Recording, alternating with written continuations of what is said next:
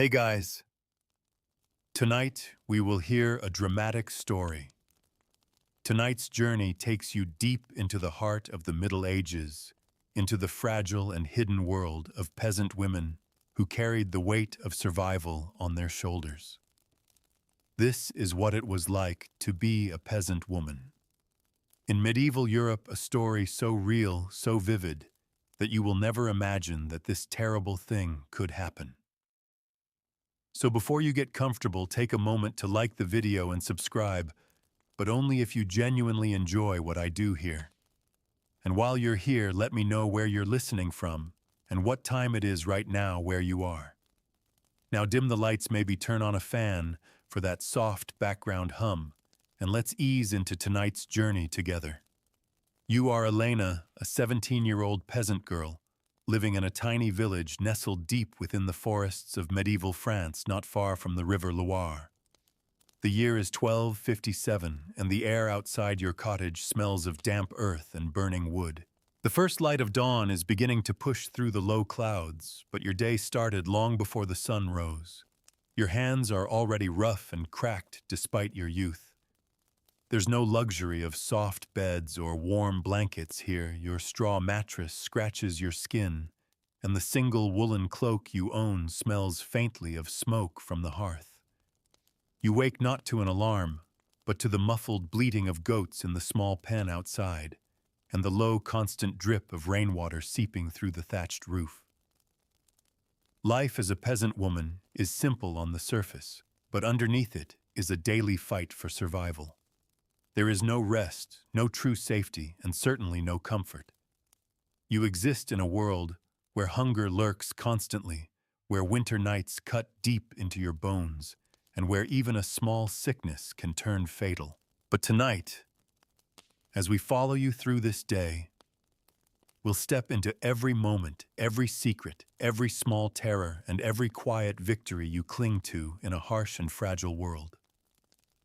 Your cottage is small, one smoky room shared with your parents, your younger sister Agnes, and your baby brother. The walls are made of wattle and daub patched together with dried mud and straw, and they breathe with every gust of wind. In the dim glow of the hearth's embers, you can see your mother Isabel kneeling over a small wooden bowl, mixing ground barley into dough. She barely looks up as you stir. Her hands are stiff from the chill. Her voice is soft when she speaks, barely above a whisper. Elena, fetch water from the well before the others wake. You slip outside, wrapping your cloak tightly around your shoulders. The cold air bites your cheeks, and the faint mist hangs low above the uneven cobbled path that snakes between the cottages. A few doors creak open nearby, other women. Your neighbors already starting their day, their faces shadowed and pale from exhaustion. Beyond the village boundary, the fields stretch endlessly dark and damp, marked by the toil of many hands. By the time you reach the well, you see a familiar figure, your childhood friend Margot, already hauling up a heavy bucket of water. Her breath curls in the air like smoke, and she gives you a tired smile. Another day, she mutters, glancing back toward the manor house that looms beyond the tree line. The manor, always there, always watching. The lord who owns the land, Señor Raymond, demands his taxes in grain, wool, and labor. It's his steward who counts every bundle and weighs every sack, and his men who ride through the village when debts remain unpaid. You've seen what happens when families cannot meet their dues, animals taken, fields seized, fathers beaten, mothers begging. You remember the winter when the Cerno family lost everything. Their cottage still stands empty, its roof collapsed, a reminder of what happens when you fall behind. The weight of your own family's survival presses against you as you draw up the water. Each drop matters, each loaf, each day endured without collapse. You and Margot walk back slowly together, your buckets swaying your boots, sinking into the damp soil. On the way, you pass Tomas, the blacksmith's son, hammering iron even before the sun has risen. His arms are strong, his tunic blackened with soot, and he nods as you walk past. You pretend not to notice, though Margot smirks quietly beside you. Inside the cottage, the bread is ready, baked quickly on a flat stone near the fire. You eat in silence with your family, one small piece each, no more. Your father Gerard speaks little as he laces his boots, preparing to head to the fields. His back is bent from years of plowing, and the creases in his hands are filled with dirt that no washing can remove. Before leaving, he places a rough, calloused hand on your shoulder and murmurs, "Keep close to your mother today, Elena. The steward will come." Those words chill you more than the morning air. The steward, hard-eyed, cold-faced, carrying a ledger heavier than any sword. When he visits, no one breathes easily. As the hours crawl forward, the sun slowly breaks through the mist, bathing the village in a pale, cold light. Smoke rises from dozens of chimneys, carrying with it the scent of damp wood and boiling cabbage. You can hear distant laughter from the children playing near the church, their bare feet splashing through puddles. For a fleeting moment, there's beauty here. The smell of wild thyme carried on the breeze, the sound of a lark above the warmth of your sister's small hand slipping into yours. But beauty in a peasant's life never lingers. By midday, the manor's riders appear on the horizon, cloaked in dark wool, their horses' hooves thudding heavily against the sodden earth. Your mother stiffens at the sight. Margot grips your arm, whispering, "They've come early this season." And suddenly, the quiet of the morning feels fragile, as though everything could splinter apart with a single word. The riders dismount at the village square, and you watch as the steward unrolls his parchment, his ink-stained fingers tracing lines of debt. A hush falls over the crowd gathering around him. You stand in the back with Margot and Agnes holding your breath. One by one, names are called, families summoned, dues demanded. And though your name has not yet been spoken, you feel the weight of the moment pressing down, knowing that everything you love could vanish with a stroke of his pen. You stand in the cold morning air, your breath shallow, your fingers tightening around the wooden handle of the bucket, still dangling from your hand. The steward's sharp voice slices through the uneasy silence of the square as he calls out the first family's name. Pierre and Isabel of the lower field. Your stomach twists. That's your family. Your mother stiffens beside you, clutching Agnes's hand as she pushes through the crowd toward the steward.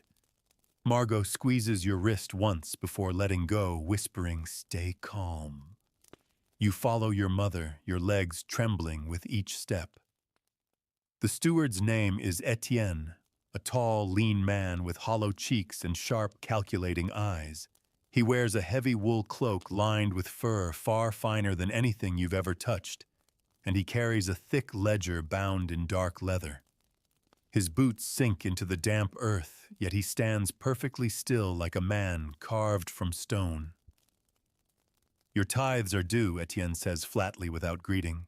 He unrolls a slip of parchment, scanning it briefly before continuing. 2 sacks of barley and 4 hens by the week's end. Your mother's lips tremble, but she forces her voice steady. "We have 1 sack ready, and the hens will be ready to lay again after the next moon. Please, a little more time." Etienne doesn't blink. "Time is not given," he says coldly, scratching something onto his ledger. "If the full dues are not paid, the Lord will seize your grazing rights. You'll have until Sunday. It's Wednesday. 4 days." Your father Gerard, standing behind you, bows his head slightly, saying nothing. He knows better than to argue. Etienne moves on, calling another name, and you step back, your heart pounding so loudly it drowns out the murmurs of the other villagers. Margot leans close to you, whispering beneath the noise, "If your father loses the grazing land, you'll starve this winter." The words sit heavy inside you, but you nod silently because you already know. The tension grows thicker with each name called. Some families nod solemnly, prepared for what's due. Others protest, plead, or bargain, but Etienne's face never changes. Behind him stand two of Seigneur Raymond's men, armed, silent. Their presence makes every refusal meaningless. When the steward finishes, the riders remount, and with a single word they turn back toward the manor hooves, splashing through the muddy path. The crowd exhales quiet, but restless like a tide pulling away. You watch your mother wipe her hands on her apron, her jaw set, her eyes fixed on nothing. But you notice something strange, a figure lingering at the edge of the square. A man leaning against the shadow of the old well, his arms crossed tightly across his chest. It's Henri, the quiet farmhand, who works the fields closest to the manor. He sees you watching and gestures subtly for you to follow. You hesitate for a moment, then glance at Margot, who nods quickly.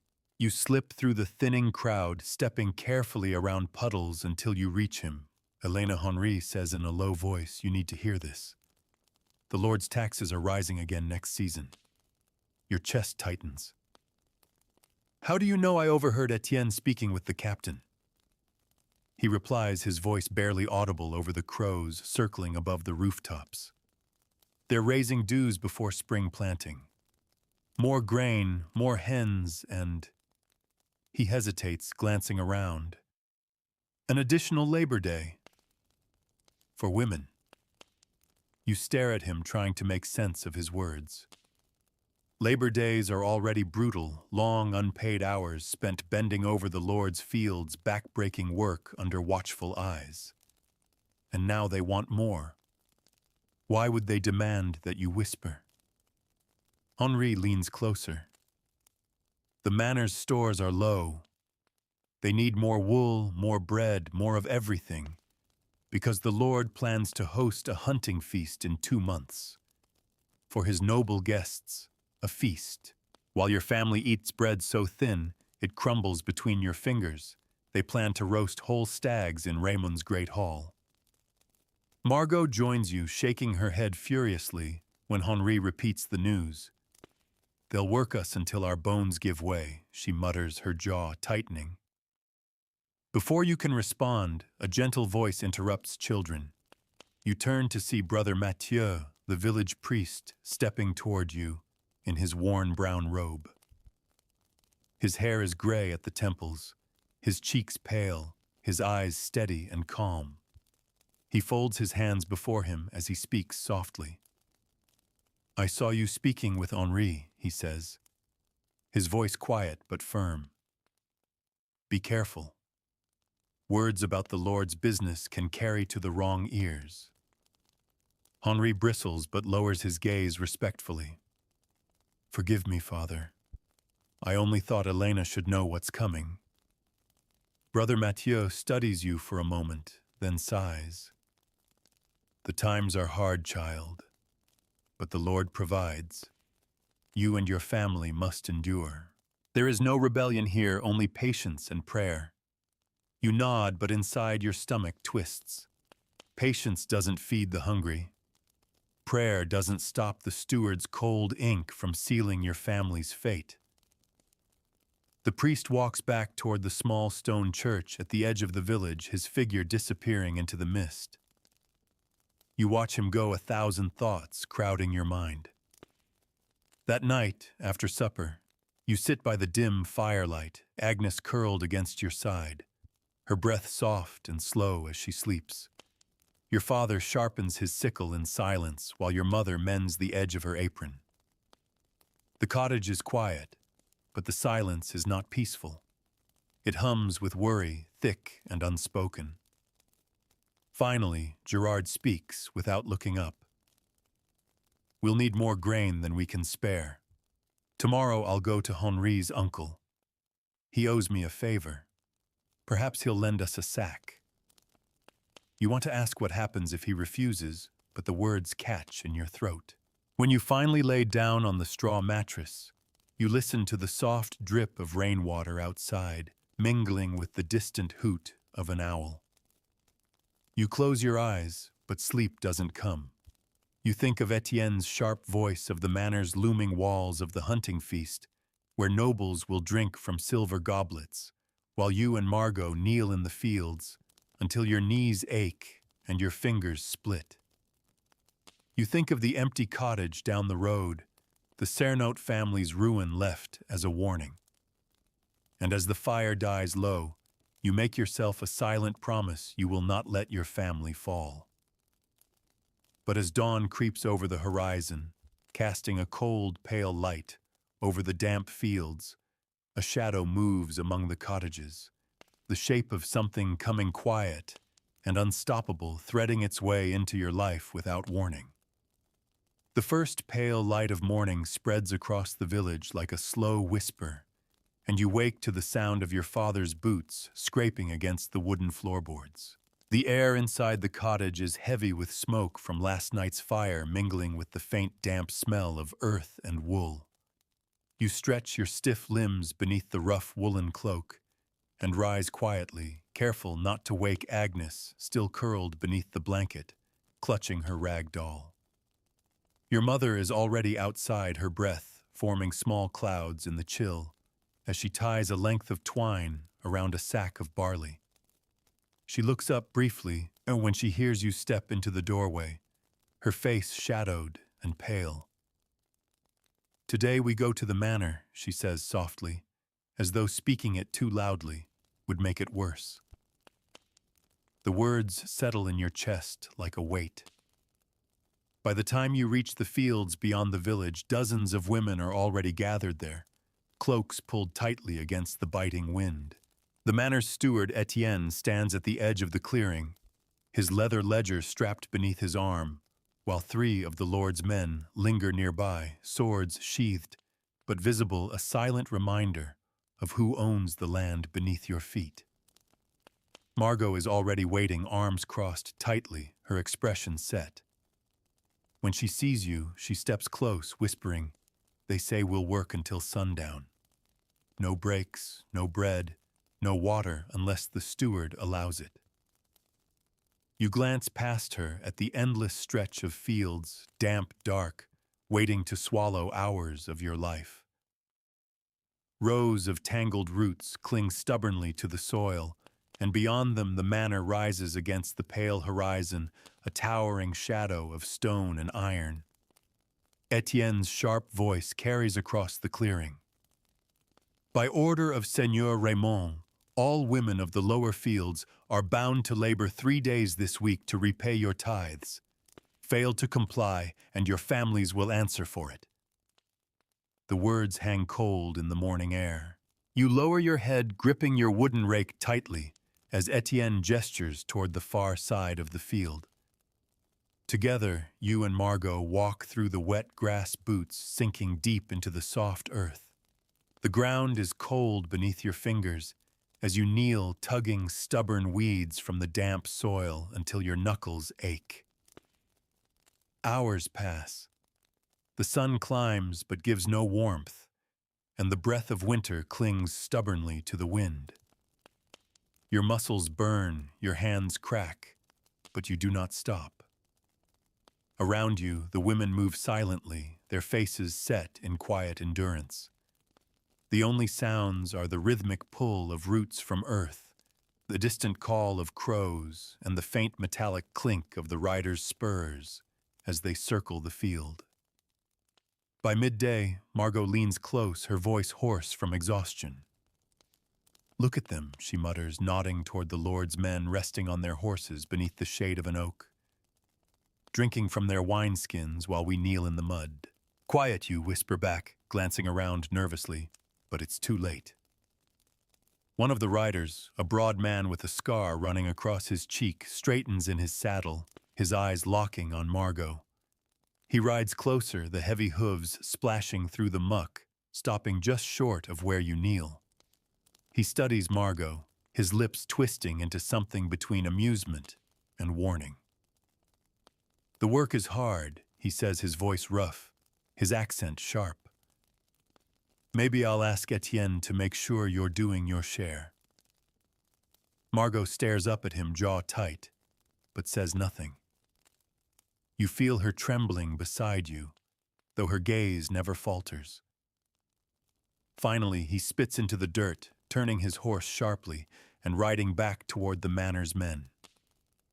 You let out a slow breath, trying to steady your hands, but Margot doesn't move. Her shoulders are tense, her knuckles white around the handle of her rake. When she finally looks at you, her voice is low and ragged.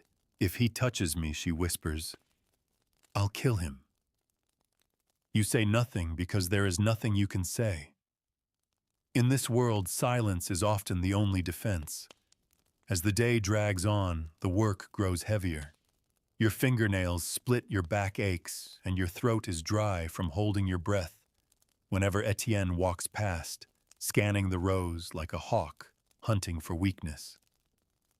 At one point, he stops directly behind a young woman named Beatrice, who has slowed her pace, her fingers swollen and bleeding. You there, Etienne snaps, his voice sharp as steel. Stand! Beatrice stumbles to her feet, wincing as he seizes her wrist and inspects the dirt beneath her nails. Lazy hands make empty bellies, he says coldly, before shoving her back into the row. Margot mutters under her breath. Vulture. You grip her arm quickly, silencing her before Etienne notices. By the time the sun dips low on the horizon, painting the fields in pale gold, your legs feel like lead. Etienne finally gives the signal to stop, and a few women sink onto the grass, too exhausted to stand. Your palms sting as you wipe them on your skirt, and when you glance down, the cuts across your skin are red and raw.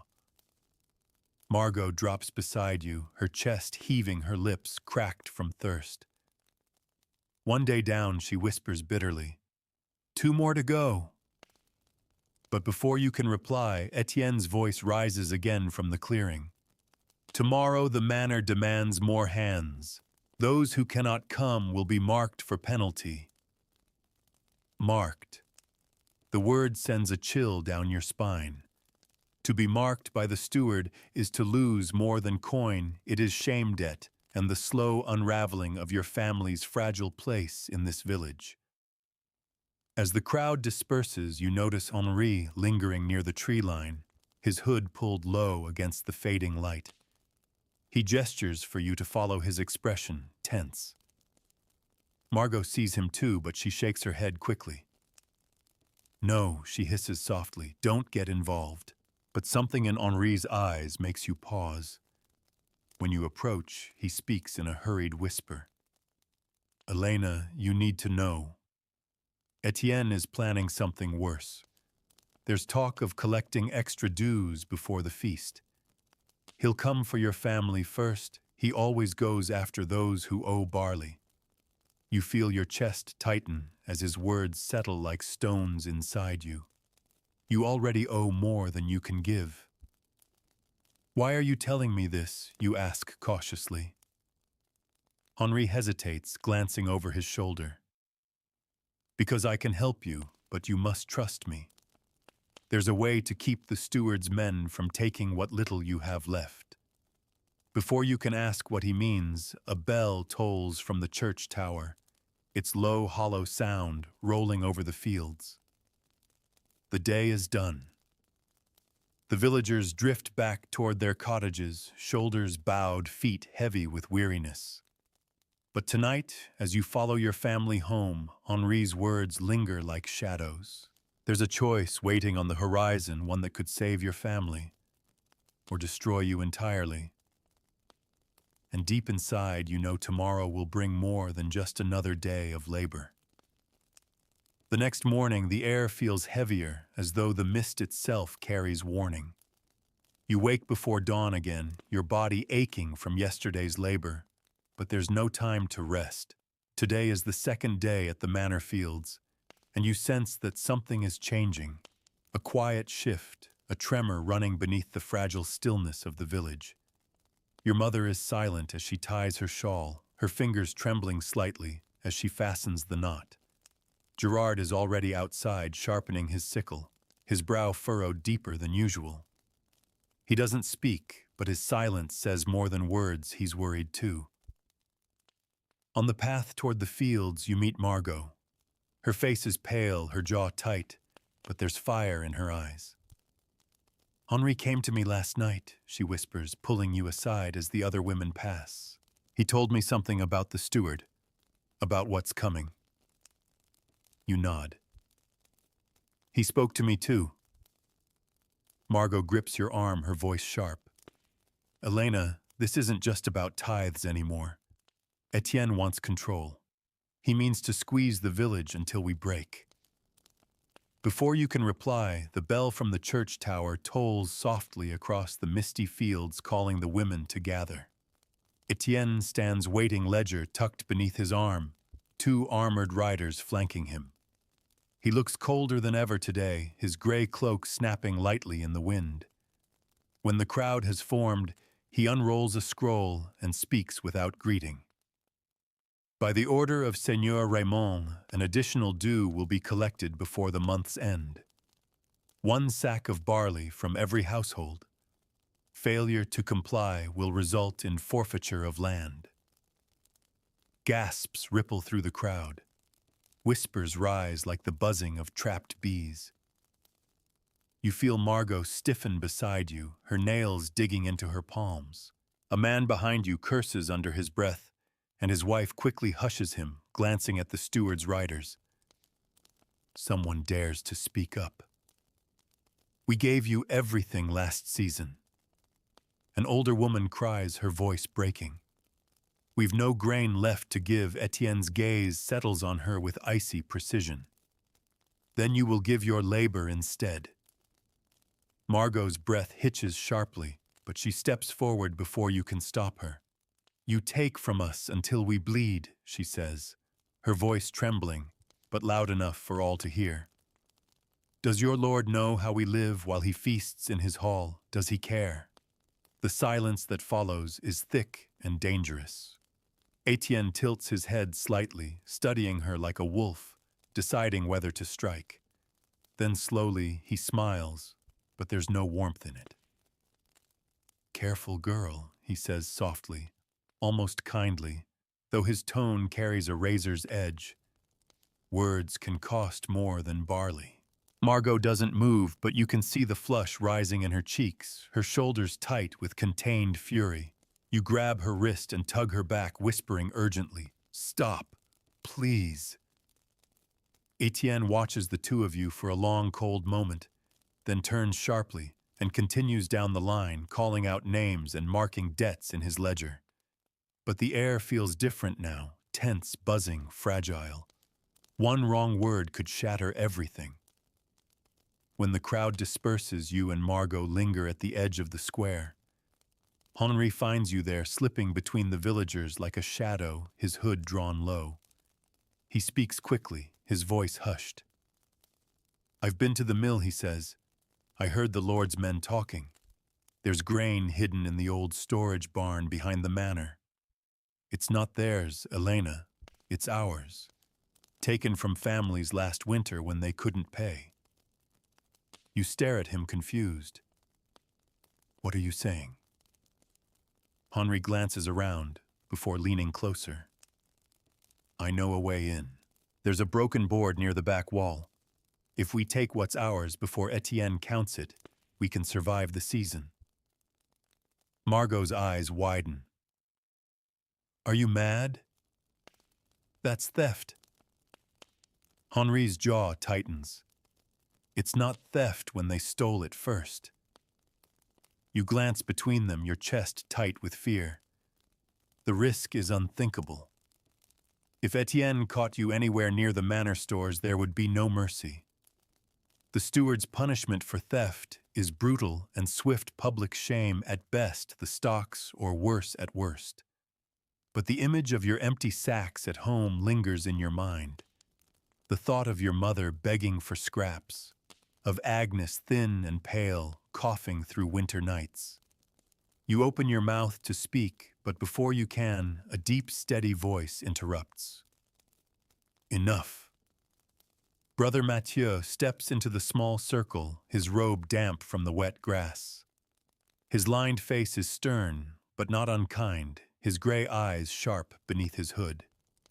Henri stops filling these children's heads with dangerous ideas. Henri turns to face him, frustration etched in every line of his jaw. You speak of patience, father, but patience does not fill bellies. Brother Mathieu folds his arms, and rebellion fills graves. The silence stretches tight between them. Finally, the priest sighs, lowering his voice. I will speak with Etienne. Perhaps I can persuade him to grant some leniency. Margot scoffs softly. Persuade Etienne. You'd have better luck teaching the crows to pray. Brother Mathieu ignores her and turns to you, his expression gentler now. Elena, listen to me. Do nothing rash. Trust that there are ways to survive without losing yourself. You nod faintly, but his words feel hollow. Survival here is not given, it is taken, scraped together, clawed from the earth. And sometimes it demands risks you never imagined yourself capable of. By late afternoon, the women return to the manor fields for another long day of labor. Your muscles scream with every movement, your palms raw and stinging. But you work silently beside Margot, neither of you speaking of Henri's plan again. Not yet. The sun sinks, lower shadows stretching across the rows as the riders patrol lazily along the edge of the fields. You keep your head down, avoiding their gaze, but every so often you catch Etienne watching from the manor gates, his pale face unreadable. By the time you stumble back to the cottage at dusk, the ache in your bones has spread to your very breath. Your family eats in silence a thin stew of cabbage and water, while outside the last light fades from the sky. But as you lie on your straw mattress that night, staring into the dark, Henri's voice returns to you soft and urgent. There's a way in. You close your eyes, but sleep doesn't come. Night settles over the village like a heavy cloak, quiet, except for the faint rustle of wind through the bare branches and the distant, uneven hoot of an owl. The last embers of your family's hearth glow faintly, casting warm shadows against the mud-packed walls, but you do not sleep. Henri's words from earlier echo in your mind. There's a way in. When Gerard's snores finally deepen and Agnes curls closer into her blanket, you rise silently, pulling on your rough wool cloak. You step carefully over the uneven boards of the cottage floor, avoiding the one that creaks, and slip outside into the cool darkness. The air smells of damp soil and wood smoke. A thin mist clings low to the ground, curling around your boots as you walk toward the edge of the fields, where Henri waits beneath a crooked willow. His hood is pulled low, his arms crossed tightly as he scans the shadows for movement.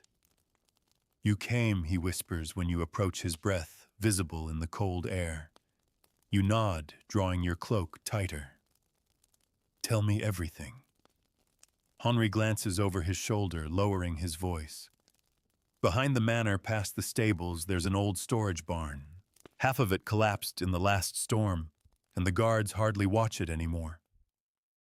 Inside, there are sacks of barley rye and oats grain taken from the village last winter, enough to feed 10 families through the season. Your chest tightens as he speaks. You picture your mother's thin hands kneading the last crumbs of barley into dough, Agnes pushing her bowl away because her stomach still growls when it's empty. Your father coughing from exhaustion, but refusing to rest because the debts never end. But Henri's words are dangerous, and the silence of the night feels sharper now, as if listening. If we're caught, you begin. He shakes his head. I've watched the riders. After dark, only 2 patrol the manor grounds. If we move quickly, We can take what we need and vanish before they even know. You hesitate, your hands trembling beneath your cloak. Henri, this isn't just stealing. This is defying Etienne. Henri meets your gaze steadily. Etienne isn't the law, Elena. He's just a man fattening the Lord's table while our people starve. Before you can respond, a twig snaps behind you. You spin heart-pounding only to see Margot emerging from the shadows, her expression stormy. So it's true, she says, stepping closer, her voice low and tense. You're planning this without me. You glance at Henri, then back at her. I didn't want to put you in danger. Margot scoffs, softly folding her arms. Danger. Elena, we live in danger. We kneel in mud, starve through winters, and break our backs while Raymond and his steward drink wine from silver cups. She pauses, her voice lowering. If you do this, I'm coming too. Henri looks uneasy, but doesn't refuse her. Fine, he says at last. But we move in silence. No one else knows. Before you can reply, the sound of hooves breaks through the quiet, slow, deliberate drawing closer from the direction of the manor. Henri pulls you both into the shadows beneath the willow's hanging branches, his hand gripping yours tightly. A lone rider passes by on the narrow path, torchlight flickering against the damp air. It's the scarred man from the fields, the one who threatened Margot. His head turns slightly, and for a moment you fear he sees you hidden among the branches. But he rides on the sound of his horse fading into the distance.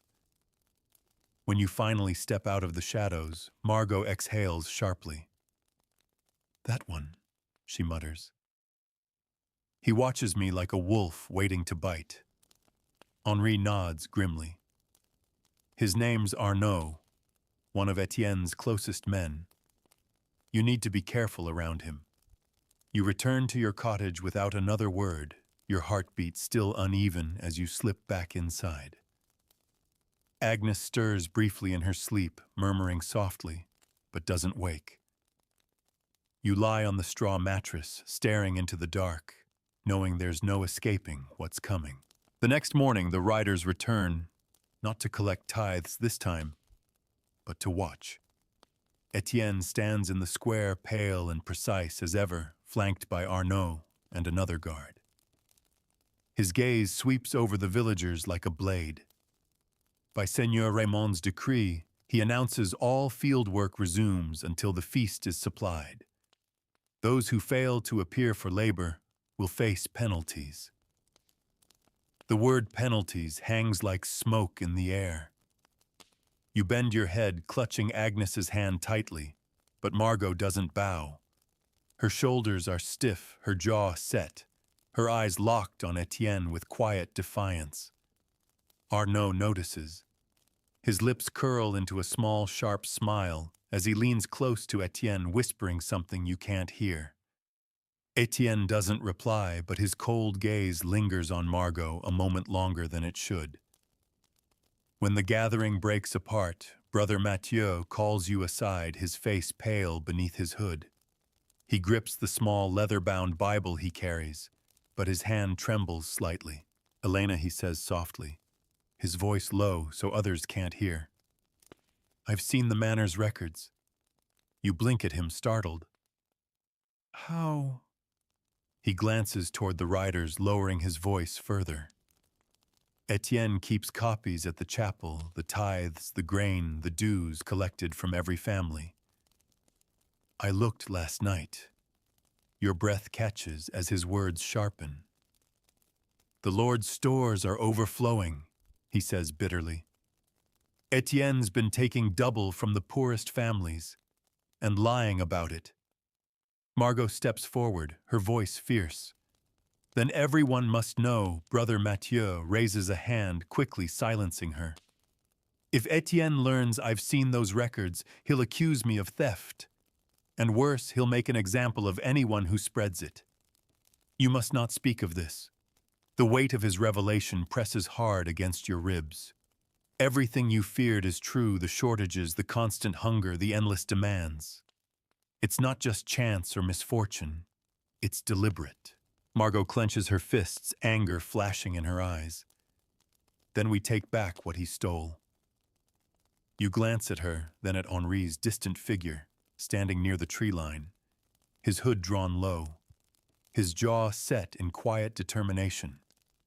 For the first time, you realize the threads of your life. Margot's temper, Henri's plan, brother Mathieu's secrets are tangled together, now knotted into something larger than you can control. The choice isn't distant anymore. It's here, pressing against you, whispering for action. And deep down, as the cold wind carries the church bell's slow toll across the fields, you understand one thing. Whatever happens next, nothing in this village will remain the same. The wind howls low through the valley that night, rattling the shutters of your small cottage and carrying the smell of damp earth and wood smoke from distant fires. Sleep escapes you again. You lie awake on the straw mattress, the voices of the past few days looping endlessly in your mind. Henri's urgent whispers, Brother Mathieu's warnings, Margot's defiance, and Etienne's cold decree. When the church bell tolls softly in the distance, its hollow sound rolling across the sleeping village, you slip quietly from your blanket, wrapping your cloak around your shoulders. Outside, the night is thick with fog clinging to the earth like a secret. Henri waits beneath the gnarled oak at the edge of the path, his hood drawn low, his breath curling white in the cold. Margot is already there, arms crossed tightly against her chest, her expression sharp. When you approach, Henri speaks quickly, wasting no time. Tomorrow after nightfall, he whispers, "We make our move." Your chest tightens as the words sink in. Tomorrow, he nods. There's no choice. Etienne's riders leave for the market at dawn to sell grain in Angers. That night, only one patrol remains on the southern wall. It's our only chance. Margot leans forward, her voice tense. And the barn. You're certain we can get inside? Henri's jaw sets. I checked again today. One board in the back is loose enough to pry open. But we must move fast. If we're seen, you don't need him to finish. You've seen what happens to thieves. Before you can respond, the soft rhythm of approaching footsteps makes all three of you freeze. From the shadows beyond the oak, a shape emerges, Arnaud, the scarred rider, his torchlight cutting sharp edges into the mist. Well, well, he drawls, stopping just short of you. His voice is low, but it drips with satisfaction. Out for a stroll, are we? Henri stiffens, subtly stepping between you and the rider. We're discussing tomorrow's field work, he says evenly. Arnaud smirks, leaning slightly in his saddle. At night, strange hours for such innocent talk. Margot's fists clench, but she says nothing. You can feel the heat radiating off her anger coiled tightly beneath her silence. Arnaud notices it, and his smirk deepens. You, he says, pointing at her with the tip of his riding crop. You've got a sharp tongue for a peasant girl. You'd do well to keep it still, or Etienne might decide to cut it out for you. Margot lifts her chin defiantly, her voice sharp as a blade. Better to lose my tongue than my dignity. The words slip into the night like sparks into dry grass. You hear Henri's sharp inhale, see Arnaud's expression shift, no longer amused. His horse paws the ground as he leans forward, his scar catching the torchlight like a jagged mark of warning. Careful, he says softly, his voice dangerous now. Careful, little bird. Henri steps forward, his stance solid, his voice low but steady. She's said enough. Let her be. For a moment, silence grips the night taut and brittle as spun glass. Then Arnaud exhales sharply through his nose, pulling on his reins. You peasants never learn, he mutters before turning his horse sharply, the torchlight retreating with him into the fog. You remain frozen until the sound of hooves fades completely. Margot exhales, shaking her anger vibrating through every movement. Henri grips her shoulders, steadying her. He suspects nothing he says more to convince himself than her. But you know better. Arnaud saw too much, and that makes tomorrow even more dangerous. The next day, the entire village gathers at the square summoned by Etienne's sudden orders. The steward stands rigid at the center, his fur-lined cloak resting perfectly across his shoulders, his pale face betraying nothing. Supplies for Seigneur Raymond's feast are short, he announces sharply, his voice slicing through the murmurs. Every household will deliver what remains by tomorrow morning. Any delay will not be forgiven. Beside him, Arnaud stands tall, his sharp gaze sweeping across the crowd. When his eyes land on Margot, his lips twitch ever so slightly, not a smile but a promise. Your stomach sinks. After the gathering disperses, Brother Mathieu intercepts you near the chapel, his face pale, his steps hurried. He pulls you into the shadow of the old stone wall, lowering his voice. Elena. I must speak quickly, he says, his tone urgent. Last night I went deeper into the records. There's something worse than I thought. You blink, unsettled by the tremor in his voice. What did you find? His gray eyes flick toward the manor before returning to you. Etienne isn't just stealing grain. He's diverting coin meant for the bishopric offerings, tithes, all of it. If the church discovers this, they'll demand repayment, and Raymond will take it from us. The village will be stripped bare. Your breath catches. Can't you tell someone higher in the church? Mathieu hesitates, his jaw tightening. I've tried. No one listens. Etienne's ties run deeper than I knew. If he suspects I've seen these records, he trails off, his gaze hardening. Be careful, and keep your family close. Before you can ask, more voices rise nearby as Arnaud shouts at a young boy for spilling water on his boots. The boy scrambles away, tears streaking his cheeks, and Arnaud's sharp laughter cuts through the air. Margot sees it too, and her jaw clenches again, but you grab her wrist, quickly, shaking your head. Not now, you whisper. Not here. She exhales slowly, forcing herself to stay still. That night, as darkness blankets the fields, you sit at the edge of your bed, the flickering glow of the dying fire washing the cottage walls in muted gold. Gerard and Isabel sleep, their breathing slow and steady while Agnes murmurs softly in dreams. Outside, a lone owl calls from the woods, its haunting note stretching into the quiet. You tighten your cloak around you and slip outside once more. Henri waits beneath the willow as he promised. It's settled, he says as soon as you reach him. Tomorrow night. We'll meet after the riders pass the northern gate. There's no turning back. Margot steps from the shadows beside him, arms crossed, but silent this time. You glance at her, then at Henri, feeling the weight of the moment press heavy on your chest. No turning back, you repeat softly, the words tasting strange on your tongue. And yet somewhere deep inside a voice whispers that you are standing on the edge of something irreversible, a single choice that will change everything you know.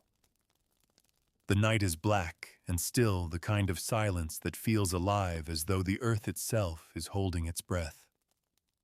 Clouds hide the pale glow of the moon, leaving the village drowned in darkness, broken only by the faint orange embers glowing in the distant chimneys. You stand beneath the crooked willow, where Henri waits the damp grass cold beneath your boots.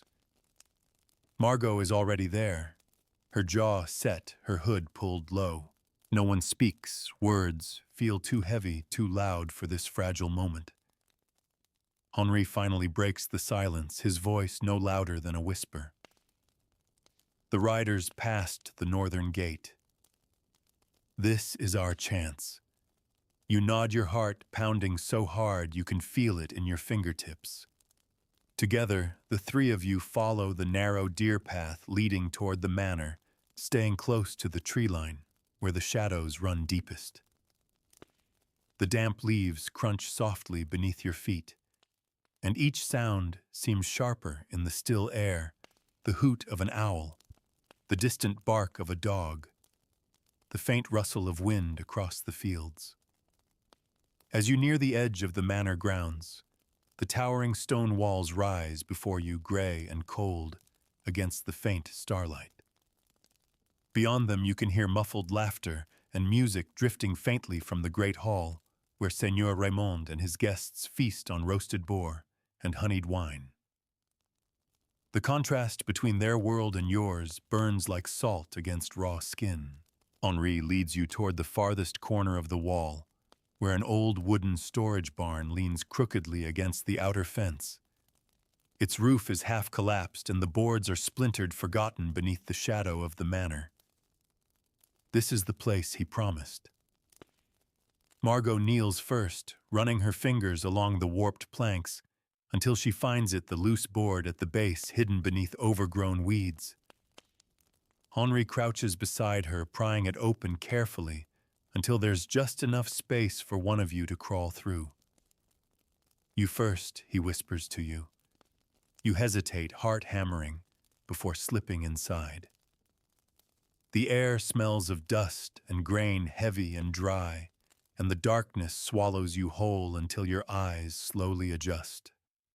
You can make out stacks of burlap sacks piled high against the walls, tied neatly and marked with chalk symbols.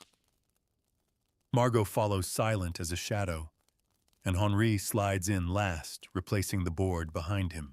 For a moment, the three of you just kneel there in the dimness, listening to the pounding of your own hearts. Then Henri moves quickly, untying one of the smaller sacks and passing it to you. It's heavier than you expect, the rough fibers scraping your palms. You pass it carefully to Margot, who sets it near the opening. One each, Henri whispers. No more.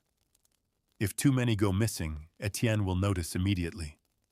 You nod, though every instinct screams to take more. The thought of Agnes shivering beneath her blanket, of your mother measuring crumbs, makes restraint feel impossible. But Henri is right. If they suspect theft, the entire village will pay.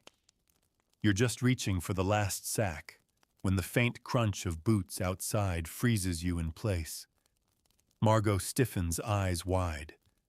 Henri presses a finger to his lips, his other hand already gripping the loose board, holding it shut. The sound grows louder, steady, deliberate, too close to be chance. Through the tiny gap between the planks, you see the flicker of torchlight. It's Arnaud. The scarred rider walks slowly along the outer wall, his torch held low, scanning the shadows with predator's eyes. His horse snorts softly behind him, hooves sinking into the damp earth. You can barely breathe. One wrong sound, one cough, one creak of the board beneath your knee, and it's over. Arnaud pauses directly in front of the barn. You watch as his torchlight spills through the cracks in the wood, painting thin stripes of gold across the floor. He stands motionless for what feels like an eternity, head tilted, as though listening for something. Margot's hand trembles where it grips yours, her breath shallow and ragged. Henri doesn't move, not even to blink. Then finally, Arnaud exhales softly, muttering something under his breath, and turns away. His boots crunch against the soil, his torchlight fading as he heads toward the stables. Only when the silence returns does Henri let out a shaky breath. That was too close, he whispers hoarsely. We're leaving. Now. You push the sacks carefully through the gap, sliding out one by one into the cool night air. The wind has shifted, carrying the faint sound of music and laughter from the manor, distant and mocking. Henri reseals the board, and hoists one sack onto his shoulder. Margot carries another, and you grip yours tightly as the three of you move quickly across the open grass, your boots silent on the damp earth. But before you reach the trees, a voice cuts through the night. Who goes there? You freeze your blood, turning to ice. From the shadow of the stables, a second rider emerges, his spear angled low. Unlike Arnaud, this man's armor glints faintly beneath the torchlight, and his pace quickens when he sees the shapes moving in the dark. Rune Henri breathes. You sprint, the sack heavy against your chest, your breath burning your lungs. The rider shouts again, the pounding of hooves erupting behind you. Margot grabs your arm, dragging you toward the thicker shadows where the forest begins. Branches whip against your cloak, catching your skin, but you don't dare slow. The rider's torchlight flashes briefly through the trees too close before it vanishes entirely into the deeper dark. You collapse against a mossy trunk, clutching the sack to your chest, your heart racing like a wild drum. Henri crouches nearby, his chest, heaving, his expression grim but steady. "We made it," he whispers, his voice ragged. "We have to hide these with the others. No one must know." Margot leans against the tree, her breathing harsh, her eyes bright with anger and fear. "That was only one rider," she whispers sharply. "If Arnaud had doubled back." But she doesn't finish the thought. None of you want to imagine what might have happened. Meanwhile, back at the chapel, Brother Mathieu kneels in the flickering candlelight, his hands folded tightly over the wooden pew. But he isn't praying. He's hiding a sealed parchment beneath the altar, the copied records he found in Etienne's ledger, proof of his theft. The door creaks open behind him, and he turns to see Etienne standing in the doorway, his sharp silhouette framed by firelight from the torches outside. "You've been busy," Father Etienne says quietly, stepping forward. "I trust your loyalty remains to the proper authority." Brother Mathieu forces his voice steady. "My loyalty is to God." Etienne's lips curl faintly. "Then pray for your villagers, Father. Winter will be unforgiving." As Etienne leaves his boots clicking softly against the stone floor, Mathieu's breath trembles. He knows the steward suspects something, and he knows too that time is running out. That night, as you creep back into the cottage and lay the sack of grain beneath the loose floorboard, you realize there's no turning back. The risk is no longer a distant thought. It's here, breathing down your neck. The manor will notice what's missing. And when they do, Etienne will come for answers. Morning comes gray and silent, the mist heavy over the damp fields. But before the first firewood is split, before bread meets the stone, the alarm spreads through the village like a cold wind. They've found the missing grain. You hear it first from Thomas, the blacksmith's son, as he hammers at a bent horseshoe near the well. His usually steady hands shake slightly as he speaks. One of the riders went to the barn at dawn. The sacks are gone. Your throat tightens. For a moment, you're convinced everyone can hear your heart pounding, that they must see the guilt written plainly on your face. Before you can respond, the sound of hooves interrupts the low murmur of the square. Etienne rides in at the head of 3 armed guards, his dark wool cloak flowing behind him.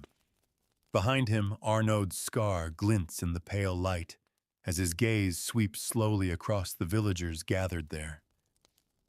"Everyone to the square," Etienne's voice cuts through the quiet like steel. "Now." Mothers pull children close. Men set down tools and gather slowly, their faces pale and wary. You move with them, your hands clammy beneath your cloak, each step toward the center, heavier than the last. Etienne waits there, the manor guards fanned behind him, their swords resting casually at their sides, but ready, always ready. When the crowd stills, he speaks with quiet precision, his voice cold as frost. Last night, he says the Lord's stores were violated. Grain was taken stolen from Seigneur Raymond's hand. This is treason. The word cuts sharp and deep. You see the villagers shift uneasily, exchanging fearful glances. Some gasp softly, others clutch at their children, as though expecting punishment to fall immediately. Etienne's pale eyes scan the crowd, unblinking, calculating. I will have the names. He says, his voice lower now, more dangerous for its quiet. Whoever is responsible will step forward. No one moves. The silence stretches long, a taut thread ready to snap. You stand near Margot, your fingers digging into the folds of your skirt, willing your body to stay still. Etienne's gaze lands briefly on you, then lingers on Margot. That's when Arnaud steps forward, his boots crunching softly against the damp earth. His voice carries rough and deliberate. Perhaps he says we should start with those who have loose tongues. You feel Margot stiffen beside you, her shoulders tightening, her chin lifting almost instinctively. Etienne tilts his head slightly, studying her with faint interest. Do you have something to confess, girl? Margot's jaw locks, but she doesn't answer. The silence around her sharpens like a blade. Arnaud steps closer, his scar catching the light, his smirk widening just slightly. I've heard whispers from this one, he says, motioning toward her with his gloved hand. Questions about the Lord's stores. Dissatisfaction. Perhaps even resentment. Margot's lips part, but you grip her wrist hard, grounding her silently, begging her not to speak. One word, one sharp retort, and Arnaud will have what he wants. Etienne watches her closely, his pale fingers tapping lightly against the cover of his leather ledger. Finally, he exhales softly and looks away. Very well, he says, his tone smooth but cold. If the guilty will not speak, then the innocent will bear the burden. He gestures sharply to the guards. Double the dues. Another day's labor from every household. Perhaps hunger will loosen tongues. Gasps ripple through the crowd, low and helpless. Your stomach sinks. That means less food, more work, more punishment for everyone. Margot exhales sharply, muttering beneath her breath, vulture. Unfortunately, Arnaud hears her. His head snaps toward her like a wolf catching the scent of prey. He takes a slow step forward, his hand brushing the hilt of his sword. But before he can speak, Brother Mathieu steps out from the front of the chapel, his robe trailing softly against the damp stone path. His voice is calm but carries with quiet authority. This will destroy them, he says evenly, looking directly at Etienne. These people cannot give what they do not have. Etienne doesn't turn his head. They have hands, Father. Let them work. Brother Mathieu's jaw tightens, but his tone remains steady. You know as well as I do that Seigneur Raymond's stores are overflowing. The ledgers prove he stops himself mid-sentence too late. The words hang between them like a drop of ink on fresh parchment. Etienne's eyes finally shift toward him, sharp and cold as winter steel. The ledgers Etienne repeats softly, dangerously. How curious that you would speak of them. A ripple passes through the crowd. Brother Mathieu folds his hands in front of him, his expression carefully neutral, but you see the faint tremor in his shoulders. Be careful, Father Etienne says softly, stepping closer now, his boots sinking slightly into the damp earth. Your loyalty is being watched. For a moment, silence grips the square. Then Etienne turns sharply, mounting his horse with fluid precision. Return to your homes, he commands. We'll have our answers soon. The riders turn their hooves thudding heavily against the path as they disappear into the mist beyond the square. The crowd scatters slowly, whispers weaving through the silence, carrying fragments of fear, treason, punishment. Arnaud saw her. They'll blame us all. You walk back with Margot, her steps quick and restless. She pulls her hood low but doesn't speak until you reach the path leading to the well. He's watching me, she hisses, her voice low but fierce. Arnaud. He's waiting for me to slip. You grip her arm tightly. Then don't. Say nothing. Do nothing. Her jaw tightens. I can't stay silent forever. Henri joins you a few steps later, his hood damp from the mist. His voice is low controlled. We hide the grain deeper tonight, he says. Etienne's men will search the cottages before the week's end. You nod faintly, your stomach twisting. The sack beneath your floorboard suddenly feels heavier than ever, like a stone tied to your throat. That night, as you help your mother mend a tear in Agnes's cloak, you glance out the small window and see torchlight moving slowly along the ridge above the fields. The riders are hunting patient and silent, and deep inside you know it's only a matter of time before they come knocking at your door.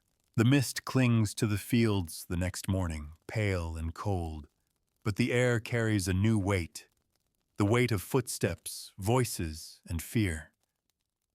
From the window of your cottage, you watch as Etienne's riders move slowly along the muddy path, torches flaring in the gray dawn, their boots grinding deep into the earth. The first cottage they enter belongs to Beatrice's family. You hear the muffled cries as they overturn benches and scatter baskets, their armored hands ripping apart bundles of straw in search of hidden sacks. Her youngest son wails when they toss his wooden toy into the mud, and still the riders do not stop. By the time they leave, Beatrice stands in the doorway, clutching her children, her face pale, her lips trembling. They found nothing there, but the warning is clear: no door, no family, no memory of dignity is safe. You retreat from the window, pressing your back against the cool wall. Beside you, your mother Isabel sets down her mending and smooths the front of her apron with shaking hands. They'll come here, she whispers. They'll come to us. Gerard looks up from sharpening his sickle, his jaw tight. Let them come, he mutters, but there's no fire in his voice, only exhaustion. Your gaze drifts toward the loose floorboard beneath the bed where you hid the sack. Your chest tightens. If they find it, there will be no mercy. Later that morning, you meet Henri and Margot near the old well, the air damp with fog and whispers. Henri's hood is pulled low, his jaw set with quiet urgency. They've searched 5 cottages already, he says, his voice low. They're coming this way by nightfall. Margot folds her arms tightly across her chest. Then we move the grain tonight. But Henri shakes his head. No. They'll be expecting that. We move it now while their eyes are on the far side of the village. You glance toward the path leading to your home, your heart pounding, and hide it where Henri looks toward the woods beyond the grazing fields. There's an old charcoal pit near the riverbank. My father used it years ago. No one goes there anymore. Margot frowns, her voice sharp with worry. It's too far, Henri. What if we're seen, then we'll be seen working, he replies firmly. Gathering firewood, fetching water, whatever we must pretend. But if the grain stays where it is, Etienne's men will find it. It's only a matter of time.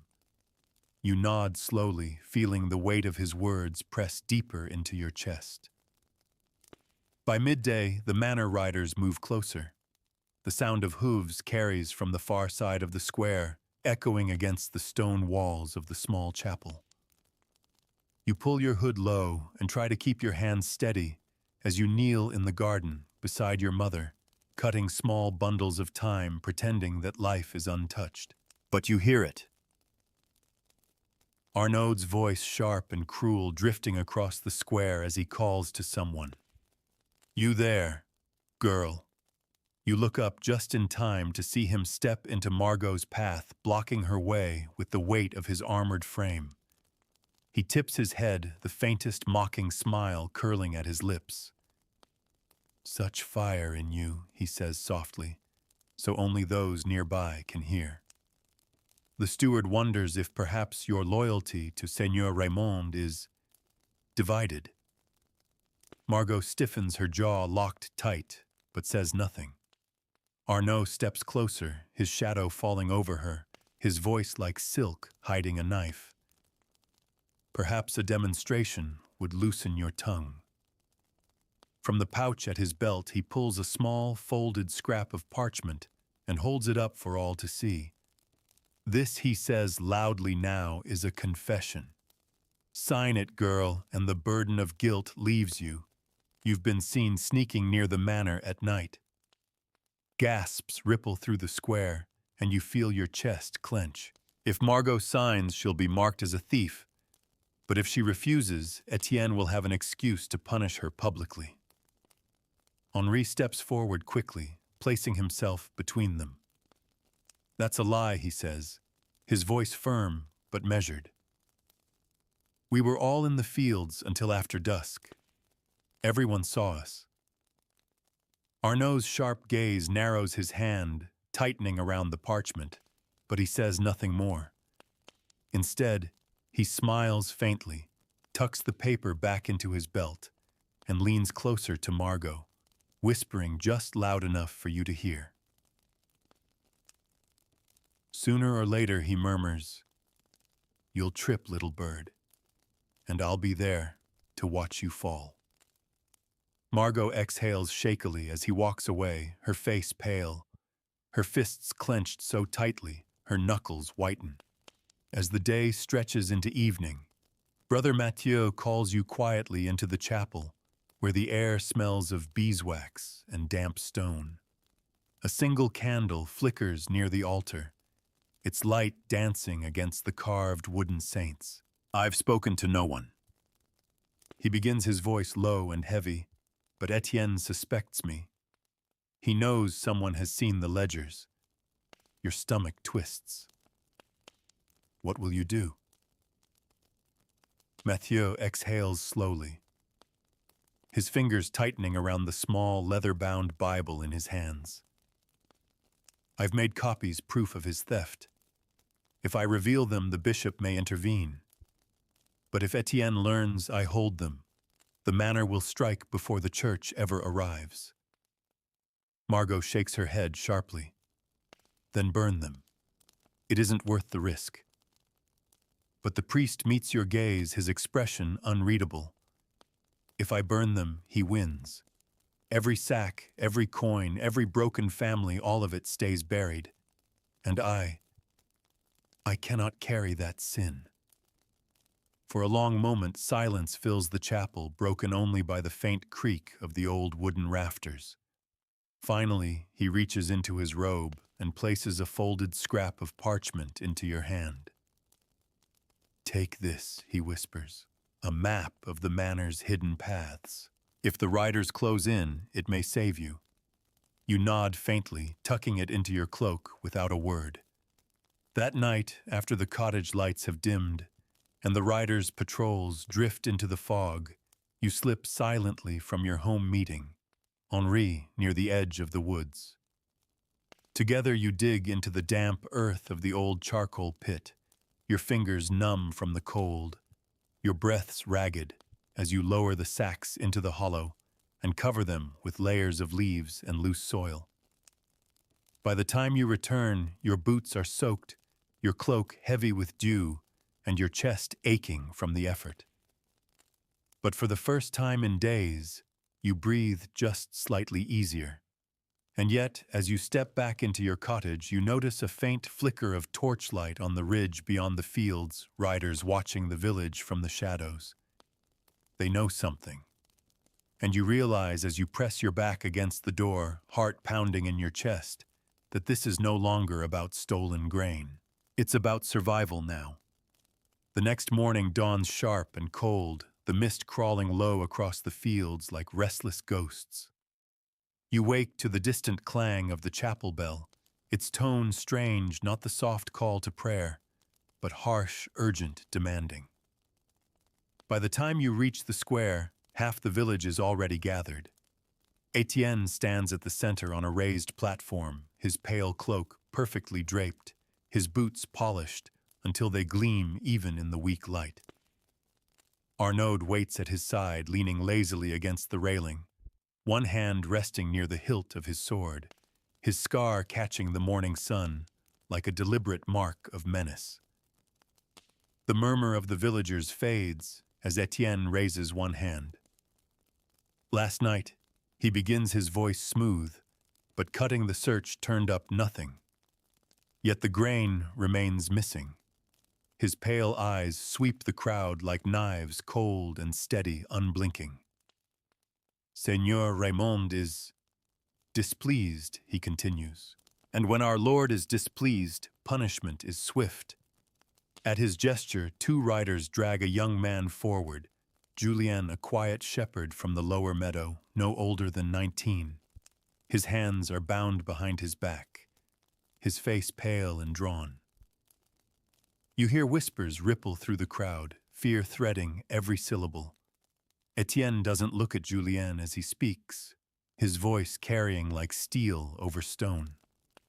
This boy was seen near the manor barns 2 nights ago. You know that isn't true. Julien was with Thomas mending fences that night. But no one dares speak. Julien's voice cracks as he tries to protest. I wasn't there. I swear. Arnaud steps forward, cutting him off with a sharp backhand across the face. The crack echoes like a whip through the square, and the crowd flinches as Julien stumbles blood at the corner of his mouth. This is what happens, Arnaud says coldly, to those who betray Seigneur Raymond. Etienne lifts a hand again, silencing him. The boy will be held until someone confesses. Perhaps a few nights in the manor cellar will loosen tongues. Julien is dragged away as his mother cries out, restrained by her neighbors, as she pleads with Etienne to stop. He doesn't so much as glance at her. Your chest aches as you watch. The message is clear: they will punish anyone guilty or not until someone breaks. Beside you, Margot trembles, her hands balled into fists. You grip her wrist, whispering urgently, "Oh, not now." But Arnaud's sharp gaze lands on her anyway, and the faint curl of his lips sends a chill down your spine. After the crowd disperses, Brother Mathieu pulls you and Henri into the shadow of the chapel wall, his breath clouding faintly in the cold air. His face is pale, his gray eyes wide and alert. Etienne knows he whispers, his voice barely audible above the wind. He doesn't have proof yet, but he knows someone helped move the grain. Henri lowers his hood, his voice tight. Then we move it again. Deeper into the woods where even the riders won't follow. Mathieu shakes his head quickly. No.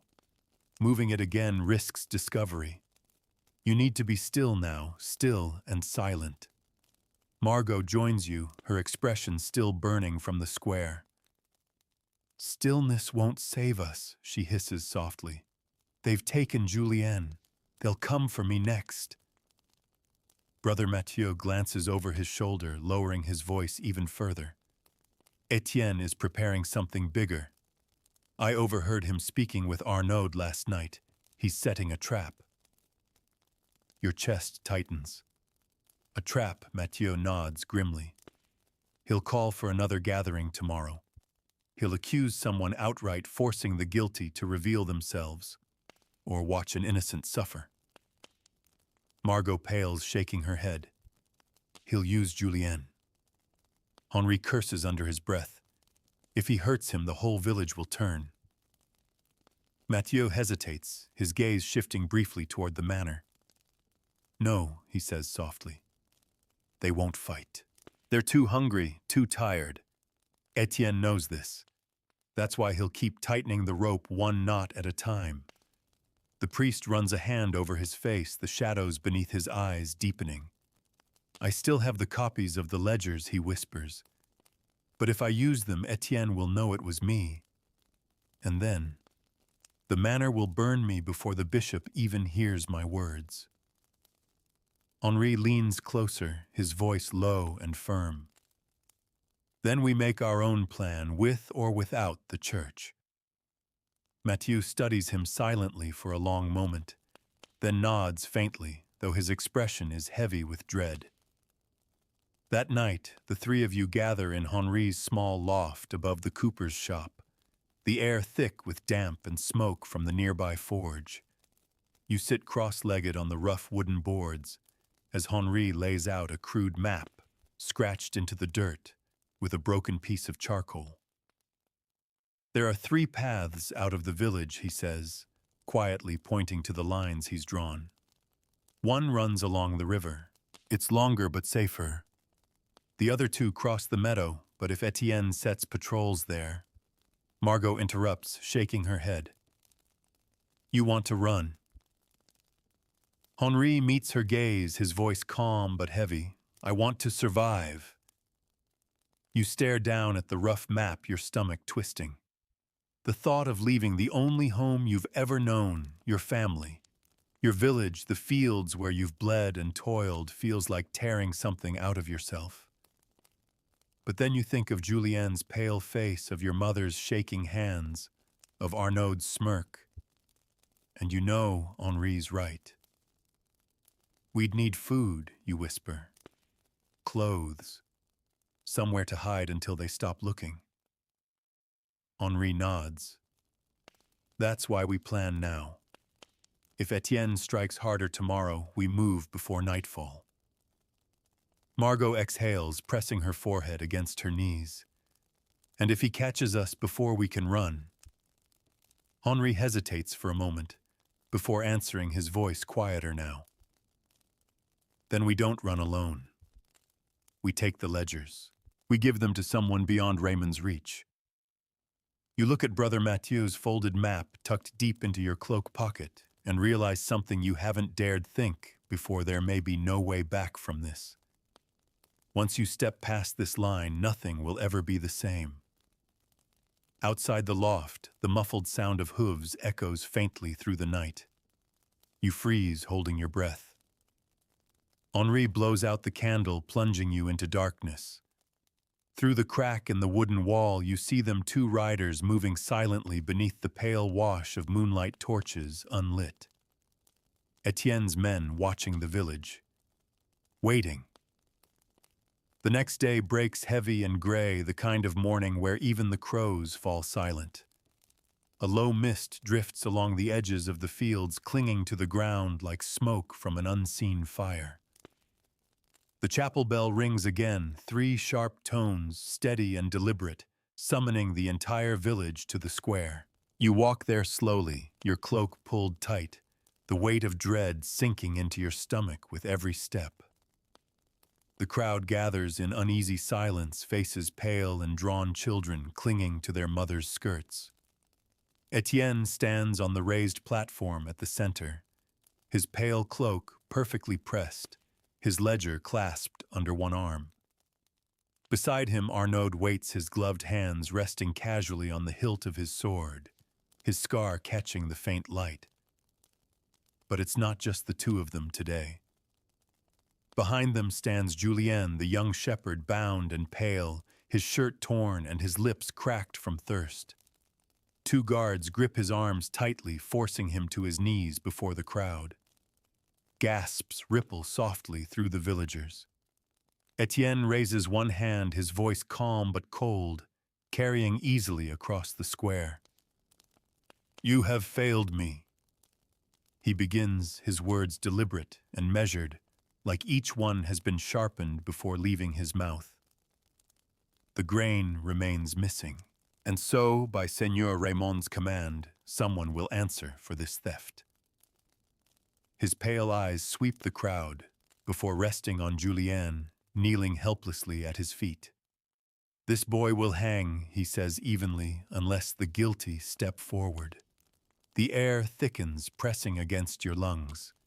You hear someone behind you stifle a sob. A few villagers murmur, pleading softly, but Etienne raises his hand sharply, and the sound dies instantly. Julien shakes his head violently, his hoarse voice breaking. "I didn't do it, please!" Arnaud silences him with a sharp jerk of his arm, forcing his head down. He looks at the crowd, his smirk returning like a knife's edge. "Confess now," he says smoothly, "and your neighbor walks free. Keep your silence, and his blood is on your hands." You feel Margot tense beside you, her fists balled so tightly her nails bite into her palms. You glance at her, pleading silently, but it's too late. Arnaud's gaze has already locked onto her. He steps forward slowly, his boots striking the wet cobblestones with deliberate weight. "You," he says softly, pointing the tip of his riding crop at her chest. "I've seen you near the manor after nightfall. You ask questions. You whisper behind walls." Margot lifts her chin, her jaw trembling but defiant. "And I've seen you torment children for your sport." She spits back, her voice trembling, but loud enough to carry. Gasps ripple through the crowd. Someone pulls their child closer. Arnaud's smirk sharpens into something cruel, and he takes another step closer, towering over her. "Perhaps you'd like to join the boy in the cellar," he murmurs darkly. Henri steps forward, suddenly placing himself between them. "Enough," he says, his voice steady but low. "You've no proof, Arnaud. Threats won't change the truth." Etienne watches the exchange quietly, his fingers tapping slowly against the leather cover of his ledger. Then, without warning, he gestures to the guards. "Search her cottage," he orders flatly. "If we find anything, both she and her family will answer for it." Margot's breath catches, but she doesn't flinch. As the guards leave, Brother Mathieu steps forward from the edge of the crowd, his brown robe trailing across the damp stones. His voice is soft, but carries weight, slicing into the silence. "This is wrong," he says firmly, his gray eyes locking on Etienne's. "You demand truth, but deal only in fear. If Seigneur Raymond's will is just why hide his ledgers from his own people." The crowd stirs uneasily. Etienne's head turns slowly toward him, his pale expression unreadable, but there's a flicker, just a faint shadow of calculation behind his cold gaze. "You tread dangerous ground," Father Etienne says softly, his voice even and smooth. "This is no matter for priests." Brother Mathieu folds his hands in front of him. "When the poor suffer, it is always a matter for priests." Arnaud snorts, stepping toward him. "Careful, Father. Faith does not shield you from the rope." But Mathieu doesn't step back. Instead, his hand slips subtly into his robe, touching the folded copies of Etienne's stolen records, a silent reminder of the one weapon he still holds. Etienne notices the movement, his pale eyes narrowing slightly, but he says nothing. Instead, he speaks to the crowd. "You have until tomorrow's sunset," he declares, his voice carrying clearly, each syllable deliberate. "If no one confesses, the boy dies. And after that, I will choose another." He turns sharply and descends the platform, his cloak swirling behind him as he walks toward his horse. Arnaud lingers a moment longer, his scarred face twisted in a faint, deliberate smile as his gaze sweeps over Margot, then Henri, and finally you. Then he follows Etienne into the mist, the sound of hooves fading slowly until silence settles heavy over the square. The villagers scatter in whispers, leaving only pockets of hushed conversation. Some mutter about turning someone in, anyone to save Julien's life. Others keep their heads down, silent and resigned. Margot grabs your arm and pulls you toward the edge of the square, her breath fast and uneven. "He's forcing us," she hisses. "Either someone speaks or Julien dies." Henri's jaw is tight as he looks between you both. If they search your cottage and find nothing, Arnaud will push harder. He won't stop until someone gives him a name. You press a trembling hand against your chest, feeling the weight of Brother Mathieu's map inside your cloak. Leaving suddenly feels inevitable now, a growing storm at your back. Mathieu joins you a moment later, his robe damp from the fog. He speaks low, almost breathless. Etienne is cornered. That makes him dangerous. We have to be careful, very careful. Henri leans closer, lowering his voice further. If they move Julien to the manor cellar tonight, we have one chance to act. We can free him before they tighten the noose. Margot stares at him, eyes wide. Break into the manor again. After last time, Henri meets her gaze steadily. If we don't, Julien dies. And then someone else will be next. You glance toward the looming shadow of the manor on the hill, torches burning faintly along its walls. The thought of going back there twists your stomach into knots, but deep down you know Henri's right. And as you walk home that evening beneath the heavy silence of the clouds, one thing is clear: this village has crossed a line it cannot return from. Tomorrow blood will fall one way or another. The mist hangs low over the village that night, swallowing the paths in pale silence. No one speaks above a whisper. The air feels heavier than before, as if the earth itself knows what you're about to attempt. Henri waits beneath the old willow at the edge of the fields, his hood pulled low, a small oil lantern flickering faintly between his hands.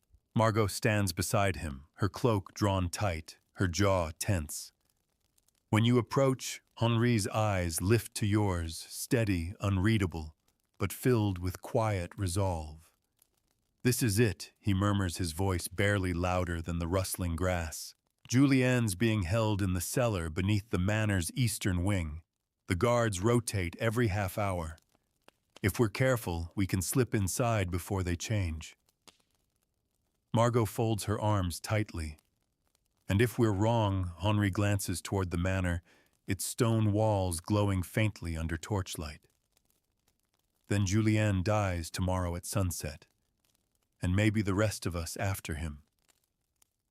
You nod slowly, your heart hammering your throat dry. You want to speak, but your voice won't come. Instead, you clutch Brother Mathieu's map hidden in your cloak pocket, the one showing the secret passages beneath the manor walls. The three of you move in silence along the narrow deer path skirting the fields, staying close to the tree line where shadows run deepest.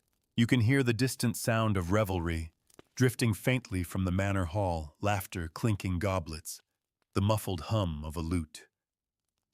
While you count scraps of barley, Seigneur Raymond feasts on roasted stag and sweet wine. You reach the eastern wall just as planned. Henri kneels beside the hidden drainage grate, prying it open with a thin iron bar he stole from Thomas's forge.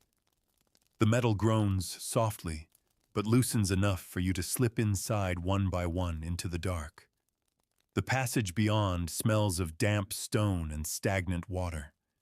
The air is close, pressing against your lungs as you crawl along the narrow tunnel, your palms scraping the rough walls.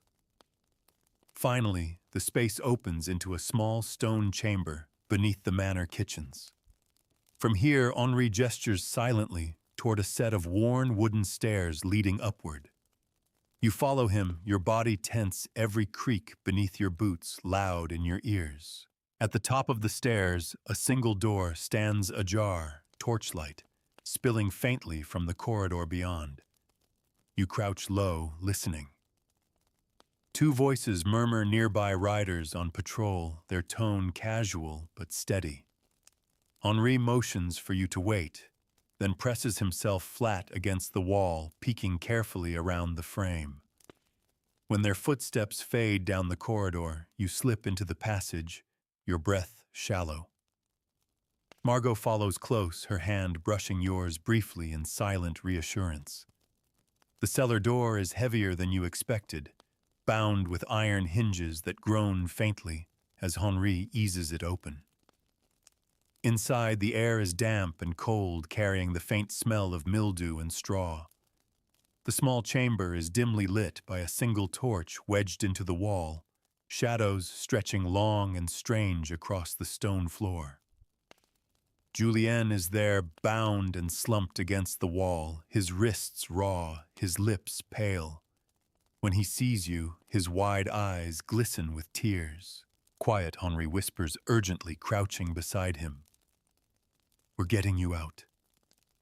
Julien tries to speak, but his voice cracks, only a rasp escaping. Margot kneels to help untie the ropes, her fingers quick but trembling. You keep watch near the door, your ears straining for any sound in the hallway above. Then you hear it. Footsteps. Not casual this time, but deliberate. Steady. Getting closer, Arnaud. Henri freezes, holding a finger to his lips. The three of you exchange a silent glance, and in that moment no one breathes. The boots stop just outside the cellar door. For a long, agonizing moment there is nothing but silence. Then the door handle shifts slightly, testing the latch. Henri moves fast, pressing his shoulder against the door to hold it steady, his muscles taut. Your heart pounds so loudly, you're certain he'll hear it through the wood.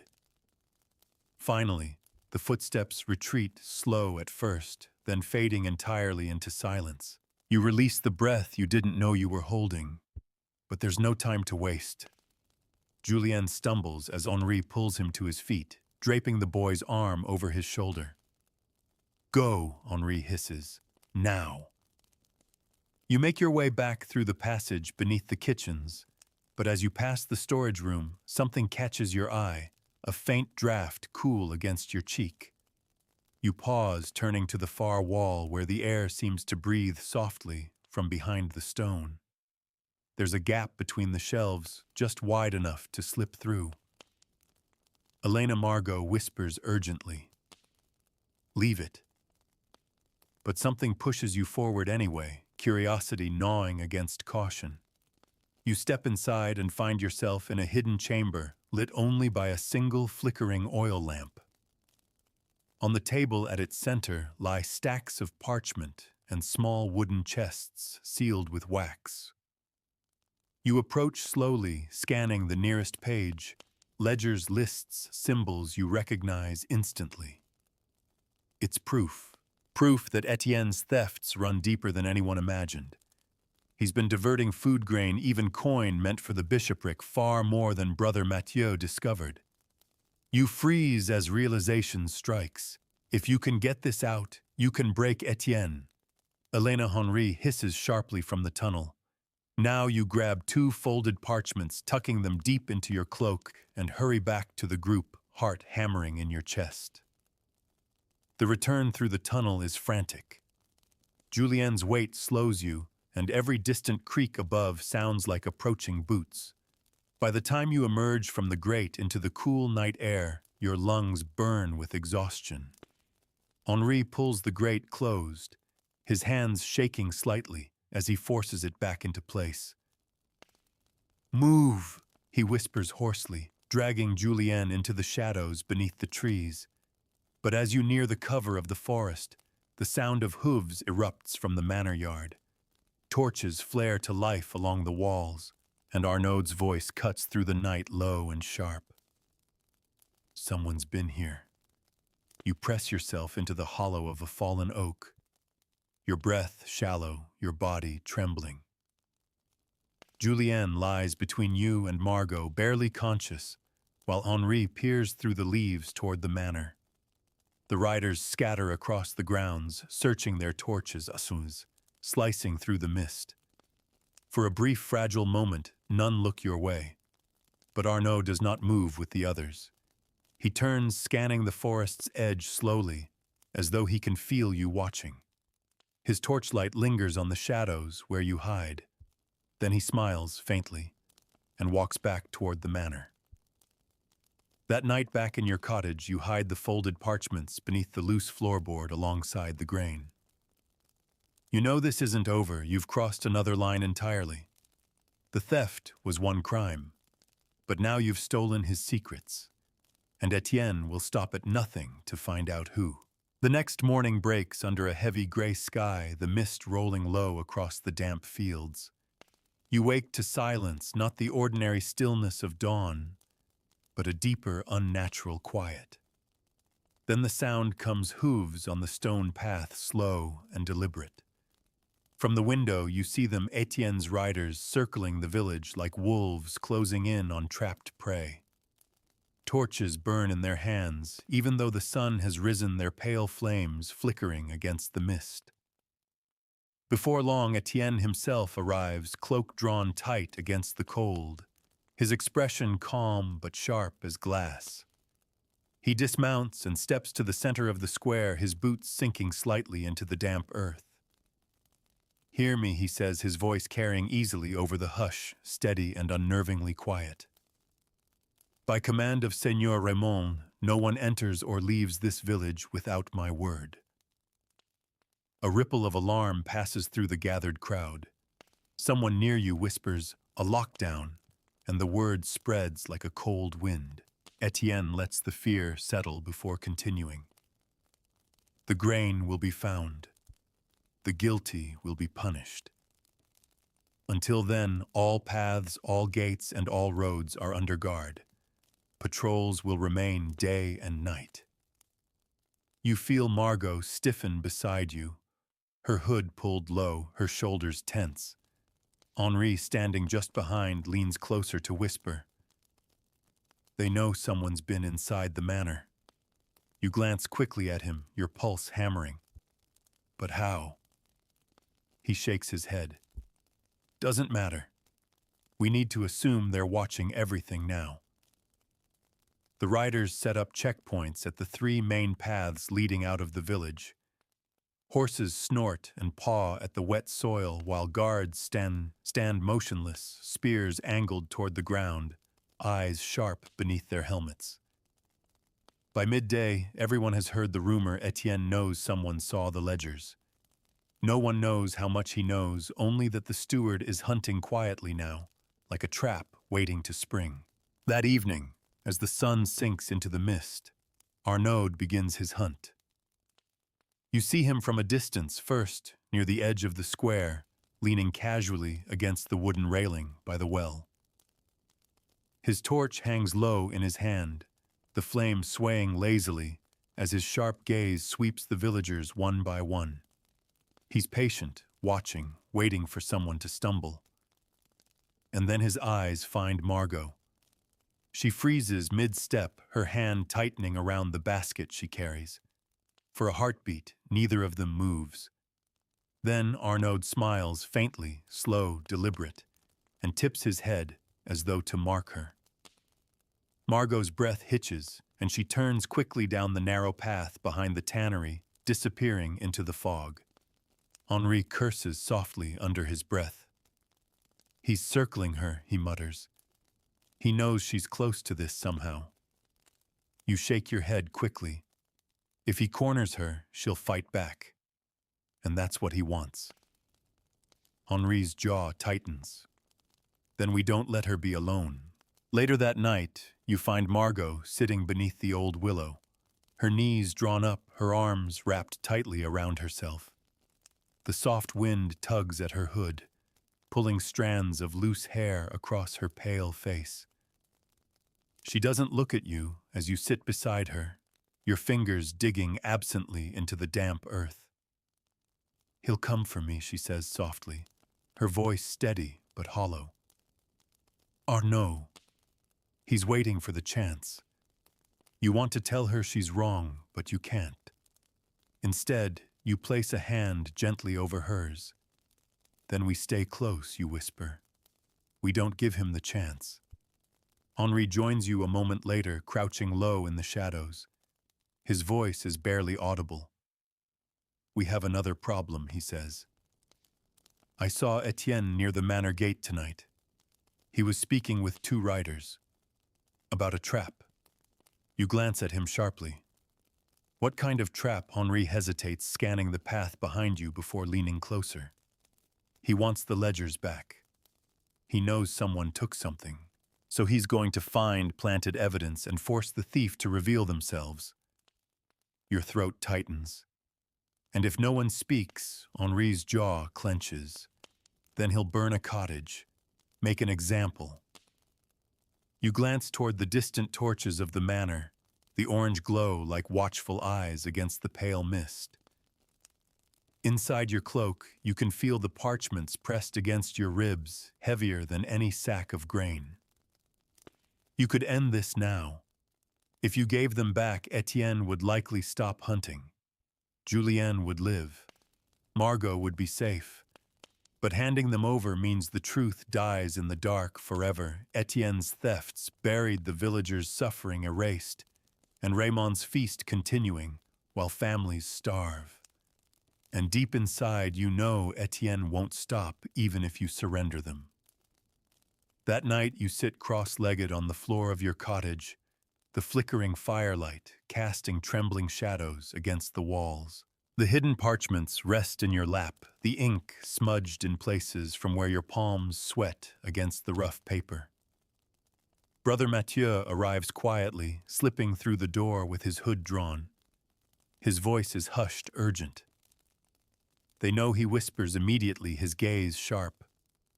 Etienne suspects someone has seen the records. You have to be careful. You glance at him, your voice low and tight. How long do we have? Not long, Mathieu replies. He'll make his move before the week's end. Margot leans against the wall, her arms folded tightly. Then we leave, she says suddenly, her voice sharper than you've ever heard it. Tonight. Take what we can carry, get past the riders, and disappear before Etienne locks us down completely. Henri shakes his head. We won't make it far. They'll hunt us, Margot. There are patrols on every path, and Arnaud knows the forest better than we do. Mathieu leans forward, lowering his voice. The only safety now is leverage, he says. Keep the parchments hidden, but hold them close. They're your shield, the one thing Etienne can't afford exposed. You nod faintly, though your chest tightens at the thought. If the parchments are discovered, it's not just you who will pay. It's everyone around you. As the fire burns low and silence settles over the cottage, you hear the distant sound of hooves again, muffled through the damp earth. A torchlight glows faintly beyond the fields, moving slowly along the ridge. They're still watching. And you realize as you curl beneath the thin wool blanket that the walls of this village are no longer home. They're a cage. The chapel bell rings at noon, its sharp, hollow toll cutting through the cold air like a blade. From every corner of the village, people gather in the square, drawn by summons they dare not ignore. The crowd is tense and silent, a sea of pale faces beneath heavy cloaks, the mist curling around their boots. You stand with Margot and Henri at the edge of the square, your hood low, the parchments hidden deep beneath your cloak pressed against your ribs like a second heartbeat. Etienne waits on the raised platform, pale as bone, his fur-lined cloak resting perfectly on his shoulders. Beside him, Arnaud leans against the railing, his arms crossed, a faint smile playing at the corner of his scarred mouth. When the murmurs fade, Etienne begins his voice low and deliberate. The grain remains missing, he says his words precise, each one weighted and sharp. And now, Seigneur Raymond demands answers. Last night, we found Trace's footprints leading from the manor barns into the woods. The crowd stirs uneasily. You feel Henri tense beside you, his fists curling at his sides. Etienne lets the whispers build for a moment before raising his hand. Whoever has stolen from the Lord has stolen from us all, he continues coldly. And so today, the guilty will reveal themselves, or the innocent will suffer. Arnaud steps forward, tossing a folded scrap of parchment into the dirt before the platform. Last night, he announces loudly, this was found near the outer wall. Gasps ripple through the villagers as the guards display a burlap sack, small tied, and bearing a chalk mark. You recognize it instantly. It's the symbol from the stolen parchments you took from the hidden chamber. They planted this, Henri mutters under his breath, his jaw tight. They're forcing a confession. Etienne's pale gaze sweeps the crowd, slowly lingering briefly on Margot, before shifting away too casual to be chance. Then Arnaud speaks, his tone mockingly soft. Perhaps someone among us knows more than they pretend. Someone with restless eyes. Someone who cannot keep their hands, or their thoughts, still. Margot stiffens beside you. You grip her wrist silently, begging her to stay quiet, but Arnaud has already locked onto her like a wolf scenting blood. You, he says, stepping down from the platform, his boots sinking into the wet earth as he moves toward her. I saw you near the tannery 3 nights ago. You disappeared into the fog when I called. Margot straightens her spine, her jaw clenched. Because you follow me like a shadow, she spits, her voice sharp but shaking. Because you watch me as if I've already been condemned. Gasps ripple through the square again, but Margot doesn't flinch. Her defiance is dangerous and beautiful. Arnaud leans close, his voice low enough only you, Margot, and Henri can hear. Careful little bird, he murmurs, the torchlight glinting off his scar. One word from me and Etienne will take more than your pride. Henri steps forward, suddenly placing himself between them. Leave her, he says flatly. If you have accusations, speak them to everyone. Arnaud smirks, faintly, glancing back at Etienne, who watches silently from the platform, his fingers tapping lightly against the edge of his ledger. The tension coils tighter, every breath in the square heavy and sharp. Before anything can erupt, Brother Mathieu steps forward, his brown robe brushing the damp stones. His voice is steady but soft, carrying just enough to reach the edges of the crowd. Enough, he says calmly, his gray eyes meeting Etienne's. This spectacle helps no one. You hold the power to end this without blood. Etienne tilts his head slightly, almost amused. Do you presume to instruct me? Father Mathieu folds his hands calmly in front of him. I presume only to remind you that the Lord sees all, and if there is justice in this matter, it will be revealed without torment. Arnaud scoffs. Spare us the sermons, priest. But Etienne doesn't answer immediately. His pale gaze lingers on Mathieu for a heartbeat too long, a flicker of calculation behind the stillness before he finally speaks. You have until tomorrow's dusk, he announces, his voice suddenly sharp. If no one steps forward, we begin burning cottages, one by one. The crowd gasps collectively. A few women cover their mouths. A man near you drops to his knees, his hand clutched over his face. Etienne turns away, without another word, mounting his horse with practiced grace. Arnaud follows, but not before locking eyes with Margot one last time, his faint smirk returning, as if to promise soon. The riders leave the square, their torches vanishing into the pale mist, but the silence they leave behind is louder than any scream.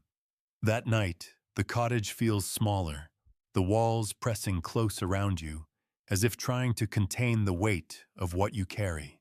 Henri paces the narrow floor, his jaw tight, while Margot sits motionless by the window, staring into the dark beyond the trees. Brother Mathieu slips inside quietly, his hood pulled low. He leans close to the small table where the single candle burns, his voice low and urgent. I've been to the woods, he whispers. I found a messenger heading toward Angers. Etienne's sending the ledgers to Raymond tomorrow. The falsified ones, the ones hiding his thefts. Your stomach drops. And if Raymond accepts them, then he gains the Lord's full protection, Mathieu says grimly. After that, no one can touch him, not even the bishop. Margot exhales sharply, rubbing at her temples. Then we're trapped. There's no way out. But Mathieu shakes his head. There is one way. He looks directly at you, his gaze steady. The parchments. The real records you found. They're the only leverage left. If we send them first to someone Raymond trusts, Etienne loses his shield. Henri glances at you, his brow furrowed. And if we're caught carrying them, Mathieu's silence is answer enough. The candlelight flickers, painting sharp shadows against the cottage walls. Outside, a distant owl calls into the stillness, its sound lonely and cold. Finally, you speak your voice, quiet but steady. Then we send them tonight. Margot turns sharply toward you. Through the patrols, through Arnaud. Your hands tremble slightly, but you nod. If we wait until tomorrow, Etienne wins, and if he wins, the village will starve. For a long moment, no one speaks. Then Henri exhales slowly and nods once the faintest sign of agreement. Mathieu reaches across the table, placing his hand lightly over yours. Then we move before the first light, he says softly. Quiet, fast, together. And in that quiet, beneath the trembling candlelight, the choice takes root, one path forward, dangerous and fragile, holding everything on the edge of a knife. The night is colder than any before, the kind of cold that feels alive, breathing against your skin like a silent warning. A thin veil of mist coils low over the fields, pale beneath the silver moonlight. You stand beneath the willow with Henri Margot and Brother Mathieu. The stolen parchments rest beneath your cloak, their edges damp from nervous hands. Henri scans the shadows constantly, his jaw clenched tight, while Margot fidgets with the ties of her hood, her breath curling white in the chill. Brother Mathieu kneels briefly in the damp grass, whispering a short prayer before he rises. The riders switch patrols every half hour, he murmurs softly. We take the southern path along the riverbank. It's longer, but the mist will cover us. Henri nods, pulling his hood lower. We keep to the trees. No noise, no fire. You move quickly and silently through the narrow deer path that winds toward the river. The wet earth clings to your boots, and the sound of rushing water grows louder as you draw near the dark edge of the bank. Somewhere deep in the woods, an owl calls soft and low, its note stretching into the night. The plan is simple. Slip past the patrols, follow the river south, and deliver the parchments to the messenger waiting beyond the old mill road, a single chance to send the truth into the wider world before Etienne locks it away forever. But nothing tonight is simple, because Arnaud knows. It begins with the soft crunch of boots on damp leaves, faint, but too close. Henri freezes, holding a hand out to stop you. You hear the distant jingle of chainmail, the low creak of leather, and then a torchlight flares suddenly through the mist ahead. Arnaud steps from the shadows, his scar catching the pale light, his smirk sharp and cold. Two riders flank him, their torches burning low. Well, he says softly, his voice carrying easily over the hush. Out for a walk. Henri squares his shoulders, stepping slightly in front of you.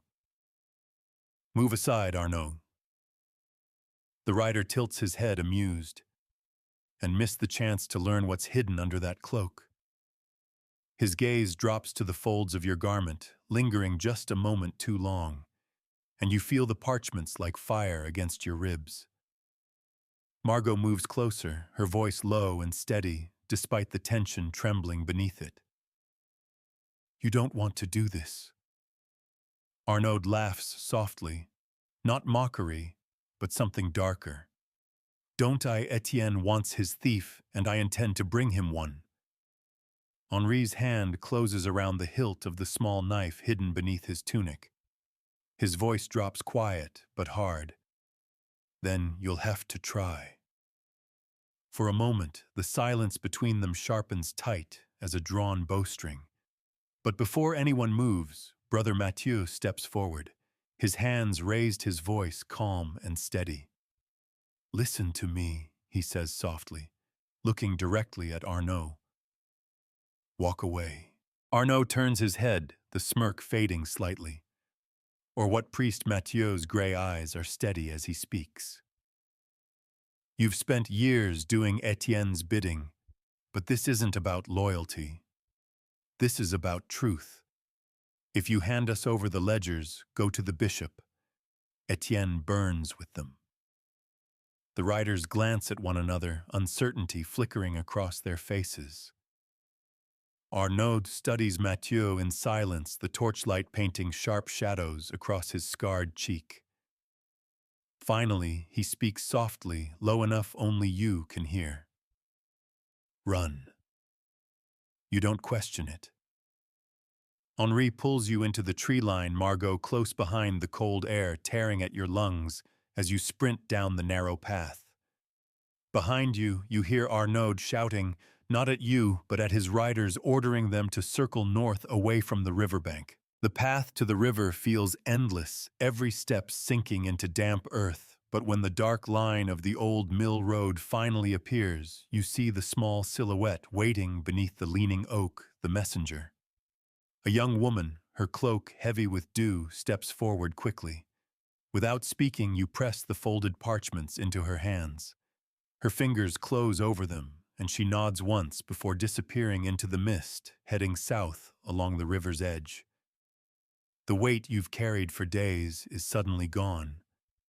But relief is short-lived, because the sound of hooves erupts behind you. You turn sharply to see Etienne himself riding hard along the path, 3 guards at his back, their torches cutting through the mist like blades. Henri pulls you aside, shouting for Margot to run, but the riders are too fast. Etienne reins his horse sharply, his pale face carved from stone, his voice slicing through the cold. Where is it, he demands. The ledgers, the truth you think you've hidden.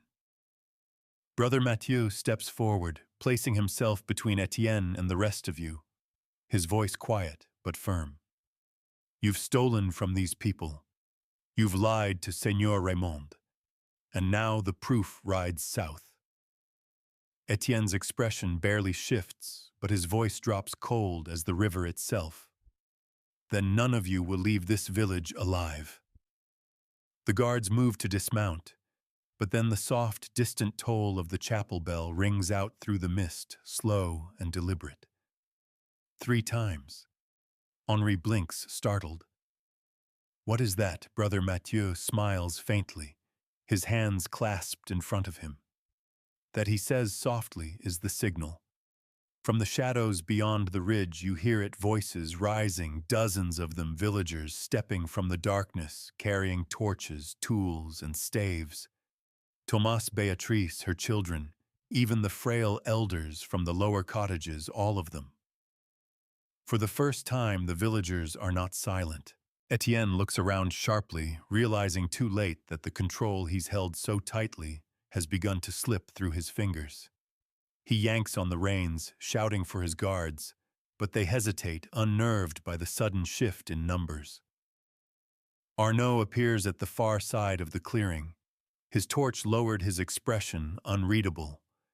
He doesn't move to help Etienne. Instead, he turns his horse and rides slowly into the mist, disappearing without a word. Etienne stares after him, his knuckles white around the reins. But the choice is already made for him. With the proof gone and the villagers united, his power fractures. Finally, he lowers his hand, his voice tight with barely contained fury. This isn't over. Then he turns his horse sharply, and rides back toward the manor, his guards following their torches, dwindling into the pale night.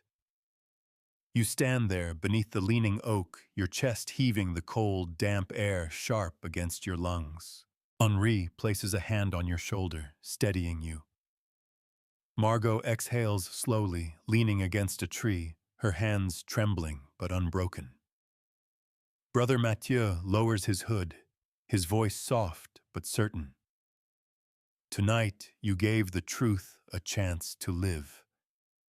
For the first time in many days, the silence around you feels lighter, freer, as though the mist itself has begun to lift. But deep inside you know the story isn't finished. Etienne will return. Seigneur Raymond's wrath may follow. The winter ahead will still be long, and hunger will not vanish overnight. And yet for now the village breathes again, together. The night has grown quiet again. The mist drifts softly across the fields, low and pale beneath the silver moonlight. The faint rustle of leaves stirs in the cool breeze, and the river carries its quiet song beneath the old mill road. Somewhere in the distance, an owl calls its voice, stretching gently into the dark. Inside your small cottage, the fire has burned low, glowing faintly against the worn stone walls. The faint warmth lingers in the air, wrapping around you like a heavy cloak. You sit beside the wooden bed frame, watching the embers fade to soft gold as the shadows dance gently across the ceiling. Henri sleeps soundly now, his breathing slow and steady. Margot lies curled on her side, her hand resting loosely over her chest, her soft breaths blending with the stillness. Brother Mathieu kneels by the shuttered window, his head bowed, the quiet rise and fall of his shoulders, the only sign he is still awake. Beyond these walls, the village rests at last. No riders, no torches in the mist. Just silence, deep and forgiving, stretching across the empty fields beneath the star-washed sky. Tomorrow the work will return. The grain will still be scarce. Winter will still be long. But for now there is peace, fragile, fleeting, but real. You close your eyes slowly, letting the quiet seep into you, letting the steady rhythm of breath and silence carry you deeper. The troubles of the day drift further and further away like ripples disappearing on a still pond. And as you surrender to the softness of the night, the story fades, leaving only quiet dreams.